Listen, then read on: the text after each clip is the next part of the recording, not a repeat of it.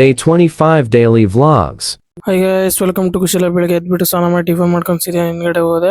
ನಮ್ಮ ತಾತಿಗೆ ಹಿಂದ್ಗಡೆ ಗಿಡ ಎಲ್ಲ ತೋರ್ಸೋಣ ಅಂತ ನಮ್ಮ ತಾತ ಬಂದಿದ್ದು. ಹಿಂದ್ಗಡೆ ಹಂಗೆ ಸೀದಾ ಬೈಕಲ್ಲಿ ನಾವು ನಮ್ಮ ತಾತ ಹತ್ಕೊಂಡ್ಬಿಟ್ಟು ಬೈಕಲ್ಲಿ ಹೋಗಿದ್ದು. ಇಲ್ಲೋದ್ರೆ ಬ್ಯೂಟಿಫುಲ್ ಗಿಡ ಎಲ್ಲರ ಮನೆ ಇತ್ತು, ಸಖತ್ತಾಗಿತ್ತು. ಕೆಳಗಡೆ ಹುಂಚೆ ಗಿಡ, ಎಮ್ಮೆ ಎಲ್ಲ ಇತ್ತು.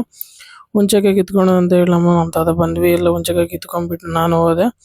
ಸೀದಾ ಬೈಕ್ ಹಾಕೊಂಡು ಹೋದ್ರೆ ಹಳೆ ಮನೆ ಕಂತು. ಹಂಗೆ ಸೀದಾ ನಮ್ಮ ಮನೆಗೆ ಬಂದೆ. ಹುಂಚೆಕಾಯಿ ಎಲ್ಲ ತೊಳೆದ್ಬಿಟ್ಟು ಮೆಣಸಿನಕಾಯಿ ಹಾಕೊಂಡೆ, ಸ್ವಲ್ಪ ಉಪ್ಪು ಹಾಕೊಂಡೆ, ಸ್ವಲ್ಪ ಖಾರದ ಪುಡಿ ಹಾಕೊಂಡ್ಬಿಟ್ಟು